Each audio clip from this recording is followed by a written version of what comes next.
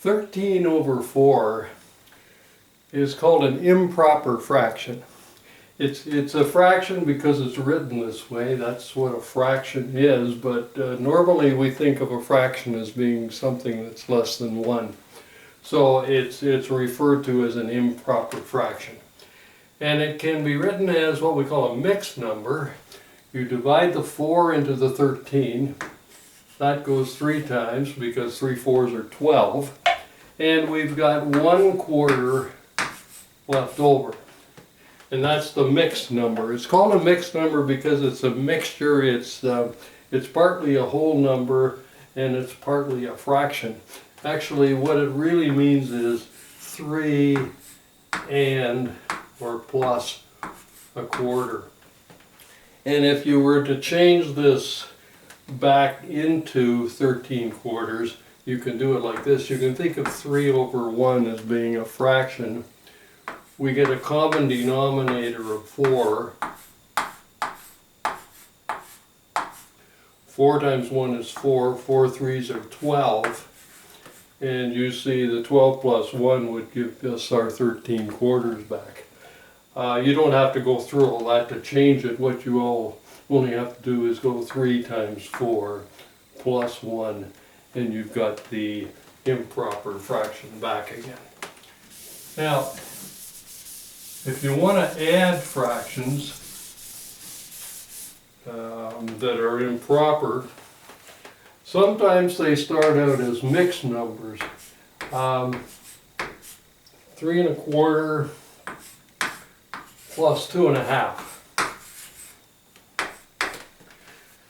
Now I started talking about improper fractions, and that's usually the way teachers will tell you to add mixed numbers. I'm going to show you a shortcut in a minute, but let's go with what the usual procedure is. 3 times 4 is 12 plus 1 is 13. 2 times 2 is 4 plus 1 is 5. Get a common denominator, which is 4. 2 times 2 is 4, 2 times 5 is 10. And when you add the 13 and the 10 together, you get 23/4. Or, if you change that back into a mixed number, 4 goes into 23 5 times, because 5 times 4 is 20, and you have 3/4 left over. Now, I told you there's a shortcut to this. If you don't want to go through the improper fraction routine, you can take these guys and you can get a common denominator. Don't worry about the whole numbers. You can take 3 1/4 plus 2 2/4, changing the half into 2/4. Now, if we add the whole numbers together, we got 3 plus 2 is 5. And 1/4 plus 2/4 is 3/4. We get the same answer. So, particularly if you've got large numbers here and you're getting huge numerators, huge numbers on the top, you can avoid that by working with the mixed numbers. Now, there's a little problem that you can run into here. Let me just show you. If you were going to add together, let's say 4 3/4 plus 3 1/2. Now your first job here is to get a common denominator.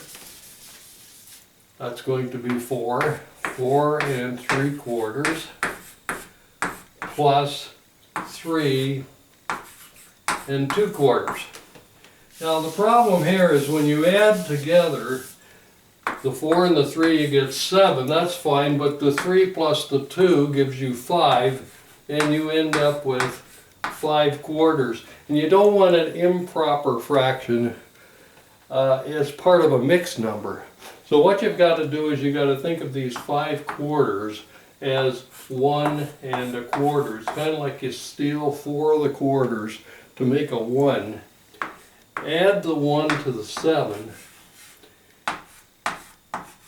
And there's your extra quarter on the end. So that's the only problem that can sometimes result if you're using this this short form. Most teachers want you to change these into improper fractions, but I tend to be lazy and I prefer leaving them as mixed numbers. So take your pick.